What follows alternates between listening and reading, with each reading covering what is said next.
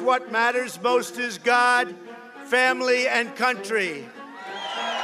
Difenderemo Dio, patria e famiglia e fatevene una ragione. Deus, pátria, família e liberdade. Obrigado, meu Deus, por esse momento. Se dio lo que se tenía que dar. Dios, patria y familia. Una nueva hegemonía global está en formación. La internacional de ultraderecha ha logrado tomar poder en los países económica, militar y geopolíticamente más dominantes en la Tierra. Trump, Putin, Meloni. Pronto seguirán Seymour, Farage, Biden, Abascal, Ventura. Su ambición es tener un nuevo orden económico y político en el mundo en esta década. Поистине исторического масштаба. На наших глазах формируется совершенно новое мировое устройство. Su proyecto, fascista puro y duro, necesita una pieza clave: la dominación geopolítica de Latinoamérica. Para lograrlo, ya impulsan su corriente ideológica en la región. En el mundo se respiren nuevos vientos de libertad. Fascismo, pero con características latinoamericanas. Podríamos llamarnos una internacional derechista. Un poco de sabor y color en toda su inestabilidad política y su fragmentada economía.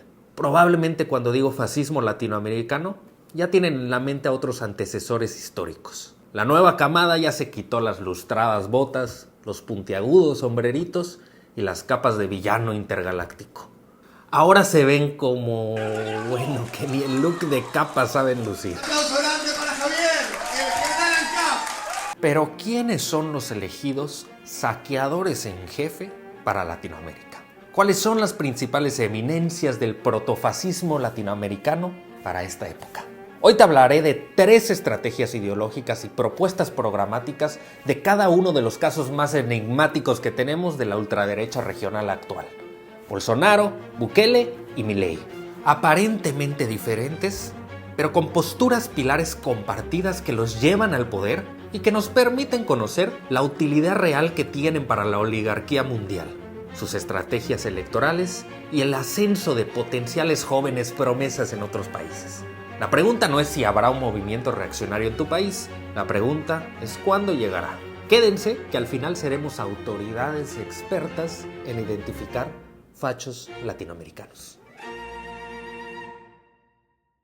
Fascismo es el capitalismo en decadencia. Ante una crisis profunda, las élites económicas intentan estabilizar el sistema para defender su posición en la cima de la sociedad. Capturan el Estado y militarizan su poder para imponer orden y reprimir a la amenazante disidencia. Así ocurrió en Alemania, así también en Chile. El modelo capitalista del siglo XXI ciertamente está en una crisis global, sobre todo en los países donde se adoptó la ortodoxia neoliberal. Los estándares de vida están estancados, el medio ambiente está colapsando y la desigualdad sigue acelerándose.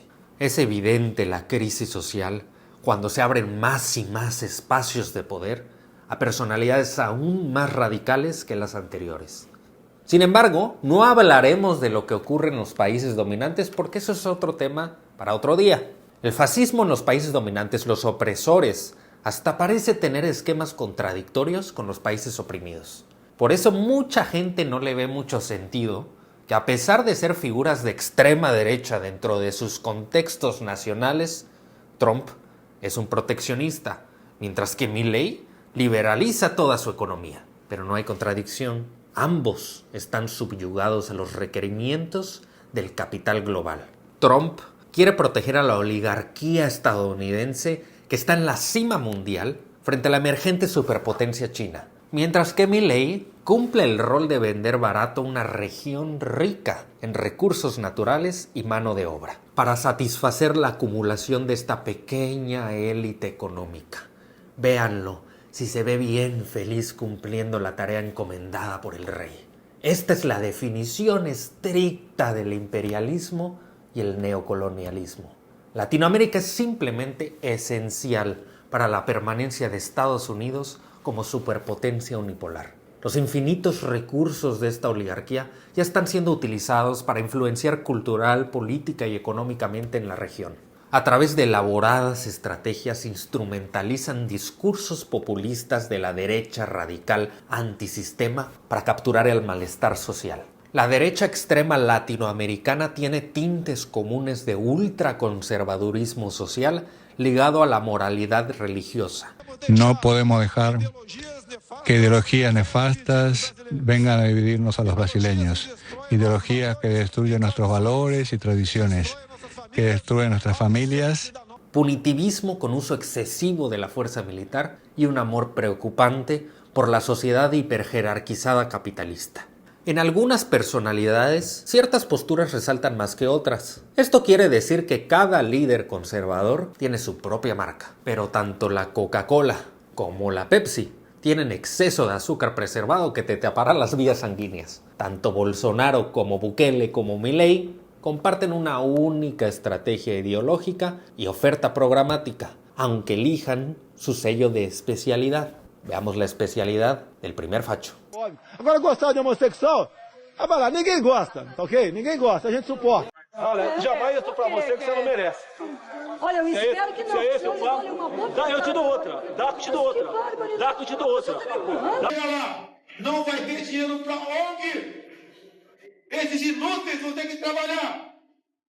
Não vai ter 1 centímetro demarcado para reserva indígena ou para quilombola. La nostalgia. Todos añoramos nuestros días y nuestras memorias pasadas, los amigos de la infancia, algún amor juvenil, algún recuerdo familiar. Los conservadores, sin embargo, basan toda su personalidad en ello, y los reaccionarios latinoamericanos son nostálgicos por las peores cosas posibles. Mientras tus padres recuerdan con felicidad cuando te graduaste del colegio, los reaccionarios añoran la estabilidad, el orden y la inflexibilidad de las normas institucionales y las conductas individuales que nacen de un Estado autoritario que controla estrictamente a su población. Probablemente las declaraciones más controversiales de algunos de los nuevos líderes fachos sea la negación de las muy documentadas tragedias colectivas cometidas por las dictaduras militares latinoamericanas. Algunos hasta participaron en la represión. Se trata de un revisionismo histórico que siembra duda del número de víctimas de los regímenes o incluso reivindican sus acciones. Eu sou favorável à tortura, tu sabe disso. Y el pueblo es favorable a eso también. Empecemos por la verdad. No fueron 30.000 los desaparecidos, son 8.753. Como antes, ahora también se inventan enemigos. Es el virus mental de la ideología woke, la gran epidemia de nuestra época que debe ser curada. Es el cáncer que hay que extirpar. Si escuchas a alguien invocar obsesivamente la ideología de género, el marxismo cultural, la Agenda 2030, has encontrado a un espécimen facho en su hábitat natural. Feminismo, diversidad, inclusión, equidad, inmigración, aborto, ecologismo, ideología de género. Es triste porque no son muy originales nuestros ejemplares fascistas. Suelen solamente tomar los discursos conservadores populistas de los países desarrollados y calcarlo al contexto latinoamericano. Sus discursos son eficientes en el público por una razón. Son medidos en laboratorios por psicólogos, politólogos, sociólogos y demás en centros de investigación financiados por grandes consorcios multinacionales. Luego lo escupen agresivamente en campañas y violentamente en sus redes sociales. Se trata de una clásica estrategia conservadora, llevada a la ultra por los fascistas. El nosotros contra ellos. Marcar y deshumanizar a un enemigo que supuestamente amenaza la existencia de todo lo bueno que puede existir en la sociedad. Jair Bolsonaro es un excelente referente de esta estrategia.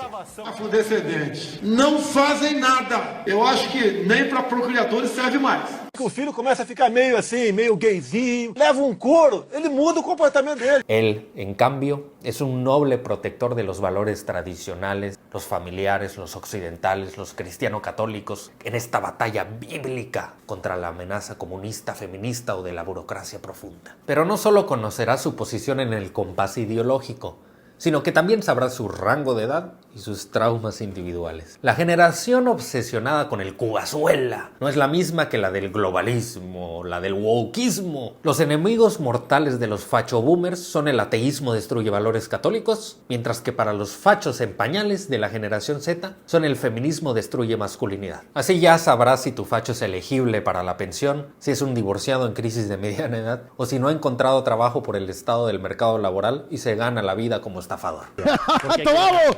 ¡Vamos, Javito! Más profundamente, los zurdos de mierda son un grupo bastante flexible que puede utilizar la derecha para explotar cualquier miedo latente que puede tener la sociedad. Al zurdo de mierda no le podés dar ni un milímetro. Pero ¿me podés definir zurdo de mierda? Que no todos lo los que, entiendo. digamos, los colectivistas, los que ponen, digamos, o sea, esa idea... A ver, Usan la política del miedo. Si los migrantes, las mujeres, el colectivo LGBT ha recibido victorias materiales o reconocimiento simbólico, los anteriormente grupos privilegiados pueden percibir que su posición social está siendo directamente afectada. La misión de un facho es sembrar terror en la sociedad, por razones imaginarias, claro, pero que cultivan a los prejuicios, sesgos e intolerancias que existen en una sociedad jerarquizada. En la mayor parte de los casos, por triste que suene, simplemente reflejan los traumas de los propios fachitos. Si no pueden ficharse una relación o tan siquiera mantener una conversación con una mujer, la culpa es del feminismo empoderador que las adoctrina a salir y dejar su rol natural en la casa. Cero autorreflexión de su estado mental y físico. Como estamos siendo tan mejores que ellos, como los estamos aplastando en la batalla cultural, los estamos pasando de arriba, porque no solo le ganamos en lo productivo, somos superiores moralmente, somos superiores estéticamente, somos mejores en todo, y les duele. Están perdiendo la batalla cultural, los zurdos de mierda, por primera vez se ven acorralados. Ni quien los ayude. Y cuando ya establecieron a un enemigo mortal de proporciones bíblicas, pasan a lo siguiente. Plan Bukele was a 30-day state of emergency, but since then, it's been extended 22 times and counting. It suspended a wide range of constitutional rights, from freedom of association and assembly to privacy in communications to being informed of the reason for arrests. Cuando demonizan al enemigo, su siguiente acción es una casa purgatoria movilizada por la jauría represora del Estado. Realmente preocupa mucho que la derecha impulse una noción de los derechos humanos como cosas que deben ser ganadas o pueden ser revocadas si así se amerita. Mas se matar 10, 15 ou 20 com 10 ou 30 tiros cada ele tem que ser condecorado. El mejor ejemplo es Nayib Bukele, el autonombrado dictador más cool, que es popular en redes sociales por su mano dura contra las pandillas criminales. Tiene un estilo más militarista ochentero como sus predecesores reaccionarios latinoamericanos. De repente se tira un cosplay de aristócrata de ciencia ficción como si fuera el duque patriarca del planeta colonial en custodia del Imperio Galáctico. A veces es más un arcaico titular de un virreinato de una pequeña provincia tropical feudal de la Santa Corona. La posición que proyecta en ambos casos es la de reducir a El Salvador a un estado vasallo subordinado al poder hegemónico del hemisferio. Su política de detenciones arbitrarias masivas presume haber pacificado al país, pero por el contrario realmente se ha encargado de castigar más a los pobres y los disidentes. Eso no detiene que la doctrina punitiva es muy seductora en países sumergidos en altos niveles de violencia y la impunidad sistémica de las autoridades. Bukele suele criticar a organismos de derechos humanos e instituciones internacionales de proteger a los criminales en lugar de a la gente bien. No han defendido los derechos humanos de la gente honrada.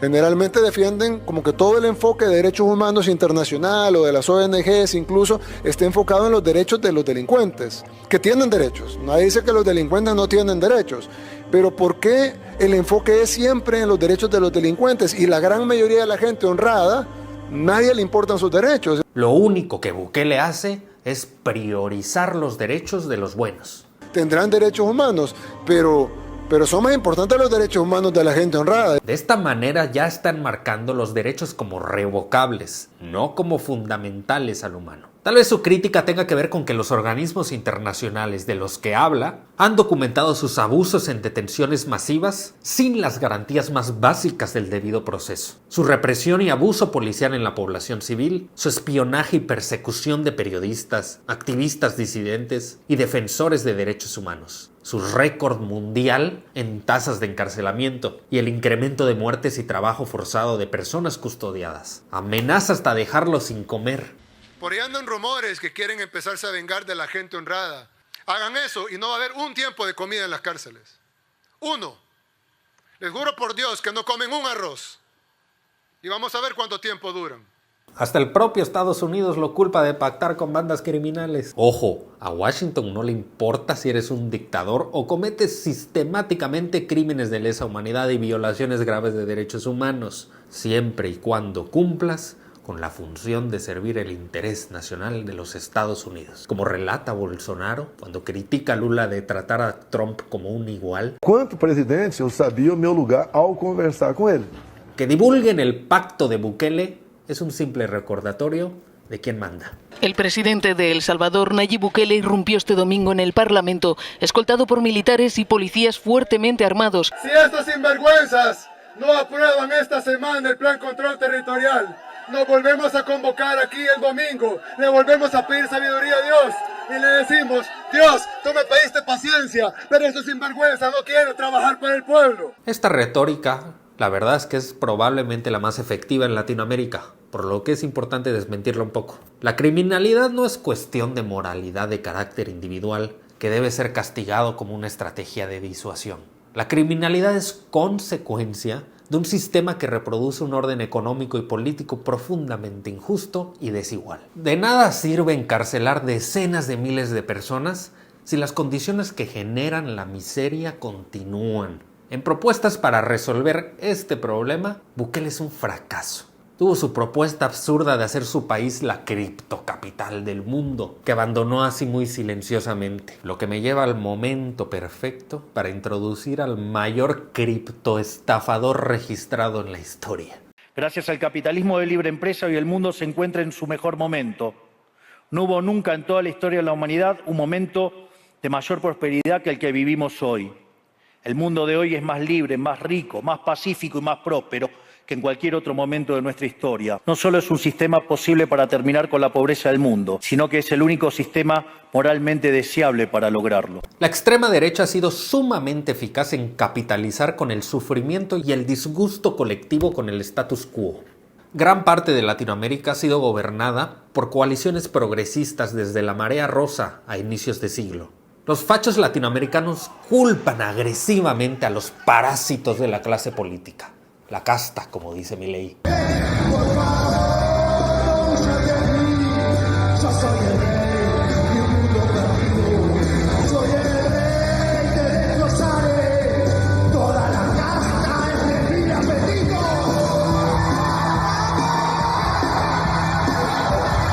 Por supuesto, ninguna mención de cómo los proyectos reformistas de las izquierdas, sobre todo en un orden neoliberal, quedan contradictoriamente atrapados en acuerdos con las élites económicas cuando tienen la intención de mejorar las condiciones materiales de la mayoría. Algunas veces los fachos hasta canalizan el descontento social hacia la democracia misma. No la forma liberal de la democracia, no. La idea de votar en sí. Através do voto, você não vai mudar nada nesse país. Né? Nada, absolutamente nada. Isso só vai mudar, infelizmente, quando um dia nós partimos para uma guerra civil aqui dentro. Né? E fazendo um trabalho que o regime militar não fez, matando os 30.000. ¿Usted cree en la democracia? Digamos, yo creo que la democracia tiene muchísimos errores. Puede tener errores, pero usted cree Por ejemplo, en el vos sistema sabés, democrático. a ver, no, yo te hago al revés la pregunta. ¿Conocés el teorema de imposibilidad de Arrow? Yo le hago la pregunta de nuevo por la que pregunta acá soy yo. ¿Usted cree en el sistema democrático? Es importante la pregunta y requiere una respuesta contundente, que es ¿cree o no en el sistema democrático? Es fácil la pregunta, ¿es cree o no cree? Pero, digamos, si vos conocieras el teorema de imposibilidad de Arrow, digamos, o sea, tendrías alguna... De esta manera son los principales canalizadores de la indignación colectiva que busca cambiar radicalmente la dirección hacia donde la sociedad se dirige. Se trata de un síndrome mundial del hartazgo, la apatía electoral, con la ineficacia de los partidos tradicionales de centro, izquierda y derecha, que repito, nacen de una necesidad material real. A pesar de las ganancias materiales importantes para el 99% de la población de las izquierdas progresistas, América Latina continúa siendo la región con mayores niveles de desigualdad socioeconómica del mundo. El enojo está justificado. La nueva ultraderecha maneja un discurso antisistema disruptivo. Milei hasta lo encarna. Para quebrar con estas normas, estas instituciones que no han cumplido con las expectativas colectivas. Ministerio de Trabajo, Empleo y Seguridad Social, afuera. Ministerio de Educación, adoctrinamiento, afuera. Ministerio de Transporte, afuera. Ministerio de Salud, afuera. Ministerio de Desarrollo Social, afuera. El sector público es el problema, el mercado la solución. Aquí revelan su propósito realmente subyacente de toda su mitología. Para ellos, el capitalismo es sagrado. Toda desviación es indeseable y sirve a intereses políticos, por lo tanto, corruptos. En un país en el cual lo que se necesita es más capitalismo y más libertad. Su propuesta es destripar al Estado y toda su capacidad de regulación del mercado, incluido, por ejemplo, leyes antimonopólicas, para liberalizar todos los sectores de la economía y el sistema financiero, privatizar cualquier acción estatal y administrativa y restringir al mercado laboral de protecciones y compensaciones dignas. Mientras tanto, aplicar austeridad de los bienes y servicios públicos para recortar los impuestos a los ultra ricos y sus grandes corporaciones. Tengo que decírselos de nuevo, no hay plata. Lo que proponen es una salida a la derecha del neoliberalismo. La conclusión es que no hay alternativa al ajuste. Pero profundizando el dominio de la economía por la clase capitalista ultra rica, al disminuir aún más el rol activo del Estado Democrático Popular para evitarlo. Todavía más terapia de shock, promovida por los ortodoxos neoliberales. Y no hay alternativa al shock. Aunque literalmente continuemos sufriendo las consecuencias estructurales de la última terapia, todo su crecimiento estancado, su incesante desigualdad y su pobreza endémica. En su plan, el gobierno se debe limitar solamente a proteger la propiedad privada e imponer el orden y la seguridad a toda costa. Sobre todo hay que imponer orden en aquellos que resistan el shock, ya sean médicos, estudiantes, pensionados o líderes opositores. Quieren imponer una dictadura de mercado, una ideología fundamentalista del capitalismo. Nos quieren arrastrar al siglo XIX. El neoliberalismo se estrenó en dictaduras latinoamericanas. Se pudo mantener con mucha resistencia interna, hay que decirlo, dentro del marco de la democracia liberal occidental. Lo que sigue, que será violentamente impuesto, no será posible en este modelo. Tampoco me siento solo porque a lo largo de este año he podido encontrar compañeros en esta pelea por las ideas de la libertad, desde el maravilloso Elon Musk hasta la feroz dama italiana, mi querida amiga Giorgia Meloni, desde Bukele en El Salvador hasta Víctor Orbán en Hungría, desde Benjamín Netanyahu en Israel hasta Donald Trump en Estados Unidos. Lentamente se ha ido formando una alianza internacional de todas aquellas naciones que queremos ser libres y que creemos en las ideas de la libertad. Ahí está. Tienen las herramientas suficientes para identificar a su facho local. Les va a servir cuando un amigo, familiar o compañero de trabajo que consume mucho internet empiece a soltarse las opiniones más rancias que te puedas imaginar. Pero también les servirá para diagnosticar a sus propios gobernantes, que empiecen a presentar el cuadro sintomático de un fascista latinoamericano. Por ejemplo, Daniel Noboa en Ecuador, literalmente hijo del hombre más rico del país, y la reacción ultraconservadora contra un presidente indígena en Perú. Igual te ayudará a predecir el futuro de las fuerzas reaccionarias emergentes, como José Antonio Casta en Chile con su retórica antimigrante y Eduardo Verástegui en México con la moral católica. Aparentemente dicen cosas distintas, pero esencialmente siguen un libreto con pautas discursivas muy específicas para cumplir su rol dentro del movimiento fascista internacional. Es nuestra tarea detenerlos. Otro mundo es posible, hagámoslo realidad.